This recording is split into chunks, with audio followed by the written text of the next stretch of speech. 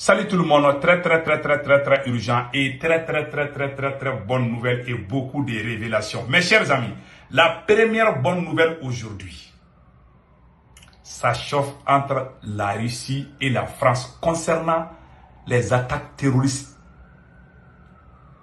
qui se sont passées à Bamako.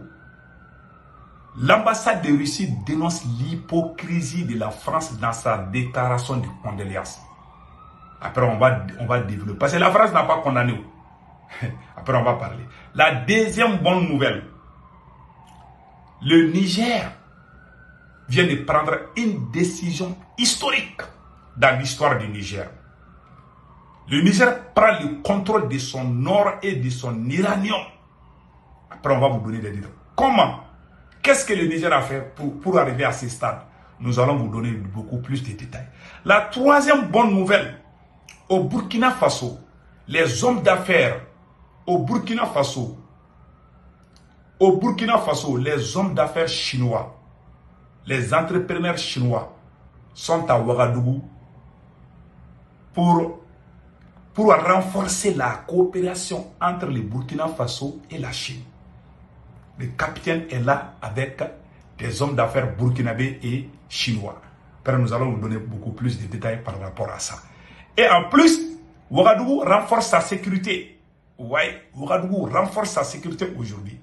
Donc, avant d'aller, nous disons bravo nous disons bravo au général Tchani. Nous disons bravo au capitaine Ibrahim Traoré. Et nous disons bravo à tous les peuples de l'AES pour des nouvelles décisions. Voilà. Donc, allons-y avec la première nouvelle. La Russie dénonce, écoutons ça très bien. La Russie dénonce l'hypocrisie de la France dans sa déclaration de condoléances. L'ambassade de Russie à Bamako a vivement critiqué la déclaration de condoléances de la France suite à l'attaque terroriste du 17 septembre. Moscou accuse Paris de ne pas avoir condamné explicitement l'acte terroriste. Ses organisateurs et ses auteurs qualifiant cette omission d'hypocrisie. Voilà ce que nous avons ramassé. Quand il y a eu les attaques terroristes, la France a présenté juste ses condoléances. Mais la France n'a pas condamné. Non. Ce que la France a dit là, j'ai ça ici. Voilà. J'ai ça ici. Je vais lire ça, vous allez voir. Voilà. J'ai ça ici. L'ambassade de France au Mali présente ses condoléances au ministère des Affaires étrangères et de la coopération internationale de la République du Mali. Et à l'honneur de présenter ses condoléances au gouvernement du Mali à la suite des attaques terroristes perpétré le 17 septembre 2024 à Bamako. Elle salue respectueusement la mémoire de tous ceux qui ont trouvé la mort dans ce terrible attentat, s'associant à la peine des familles des victimes et formule des vœux de prompt rétablissement aux personnes blessées. L'ambassade de France au Mali saisit cette occasion pour renouveler au ministère des Affaires étrangères et de la coopération internationale de la République du Mali les assurances de sa haute considération fait à Bamako le 18 septembre 2024. La France n'a pas condamné les actes terroristes. Tous ceux qui ont présenté leurs condoléances ont condamné les terroristes. Vous avez vu les deux parties que je viens de lire. La Russie veut tout simplement dire que c'est la France qui est derrière. Puisqu'un journaliste français, Wassim Nasser, en France, à Paris, a dit que lui, il a parlé aux terroristes. Wassim Nasser l'avait dit. J'ai même fait la vidéo là depuis le jour même de l'attaque. Wassim Nasser est sorti dire beaucoup de choses. Les voilà ici, Wassim Nasser. Wassim Nasser, le journaliste Wassim Nasser. Donc, la Russie, cette dénonciation de la Russie veut tout simplement dire, parce qu'en matière de diplomatie, chaque phrase a un sens.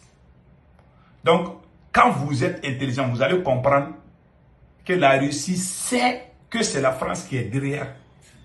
La France n'a condamné nulle part. La France n'appelle pas ces gens-là terroristes, ils les appellent djihadistes.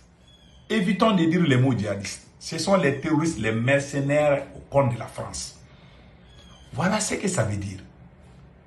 Donc, ce qui s'est passé au Mali là, faisons beaucoup attention. Ils sont en train de planifier ça partout. Donc, restons très vigilants. Voilà. Allons-y avec la deuxième partie de la vidéo. Une décision historique, mes chers amis. Une décision historique. Le Niger vient de prendre une décision historique. Le Niger prend le contrôle de son or et de son uranium. C'est fini, bye bye la pauvreté. Bientôt, les Français vont prendre le visa pour venir visiter le Niger, je vous assure. Inch'Allah. Le gouvernement nigérien vient de créer des sociétés de l'État. Source AS Info. La Maswama National Gold Company pour l'exploitation de l'or et pour l'exploitation de l'or. La première compagnie qu'ils ont créée, ça c'est Musumawa National. Voilà, Musumawa National Gold Company pour l'exploitation de l'or. Et la deuxième compagnie s'appelle Kimor Soya National Uranium Company pour l'exploitation de l'uranium. Donc, personne ne va venir exploiter leurs ressources sans leur consentement. Ce sont eux qui vont fixer les prix. C'est-à-dire qu'ils sont en train de nationaliser.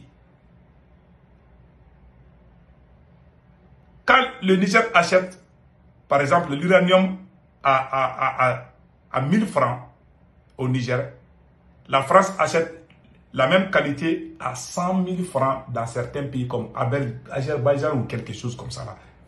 Et regardez la différence. Le Niger est aujourd'hui 100% indépendant. Que Dieu protège les nouvelles autorités du Niger. Amin ya Rabbi. Donc, assurer une gestion optimale de ces ressources stratégiques en toute souveraineté et au bénéfice de la population. Cette décision majeure a été prise lors du Conseil des ministres présidé par le président de la transition, Abdourahmane Tiani. Le Niger se positionne ainsi pour tirer pleinement profit de ses richesses minières et renforcer son développement économique. Voilà. Que Dieu bénisse le Niger. Vous avez tous vu quelle bonne décision. Nous saluons les autorités nigériennes. Je vous dis, nous les Africains, on n'est pas pauvres. Ils nous ont appauvris. Ils veulent qu'on meure de faim pour qu'ils vivent bien là-bas. Alors que c'est nous qui sommes venus tout voler.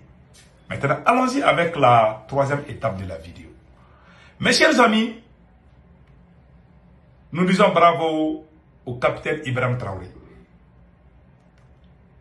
Source AS Info.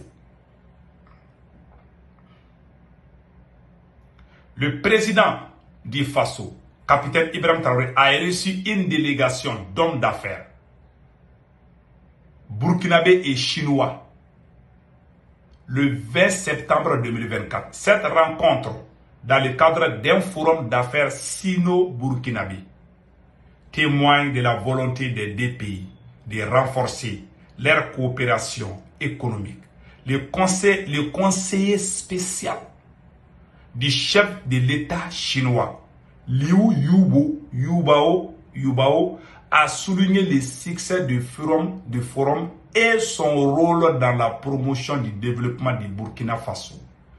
Il a également salué l'ambition des entrepreneurs burkinabés et le potentiel du pays en termes de ressources, exprimant sa confiance en un avenir prometteur pour le Burkina Faso.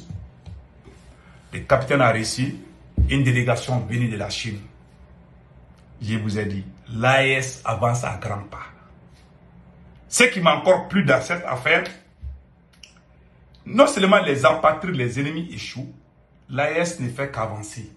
Il y a une deuxième bonne nouvelle que j'aimerais lire. Au Burkina Faso toujours, Ouagadougou renforce les contrôles de sécurité pour anticiper les menaces terroristes. La délégation spéciale de la commune de Ouagadougou a annoncé les nouvelles mesures de sécurité visant à renforcer les contrôles à l'entrée de la ville. Cette décision fait suite à l'évaluation et la situation sécuritaire actuelle et vise à prévenir d'éventuelles menaces terroristes. Désormais, certains véhicules auparavant exemptés de contrôle, tels que les ambulances, les véhicules funérailles, les fourgons blindés, transportant des fonds et des blindés, seront soumis à des vérifications. Même les cordillars là, ils vont tout vérifier. Même les véhicules, comme on appelle là, les ambulances là. Même s'il y a ambulance, ça crie là, on va bien vérifier ce qui est dedans. Bravo au FDS du Niger et du Burkina Faso. Bravo au FDS et VDP du Burkina Faso. Voilà. Systématiquement, les conducteurs et responsables de ces véhicules devront présenter des documents justificatifs tels que les ordres de mission, les fiches de transfert ou des cartes diplomatiques. Les forces de sécurité se réservent également le droit de procéder à des vérifications supplémentaires sur des véhicules et les individus. Qu'Allah le Tout-Puissant bénisse le Burkina Faso, le Niger et le Mali. Amin ya Rabbi. Voilà les bonnes nouvelles d'aujourd'hui. Passez un excellent week-end. Ciao, ciao.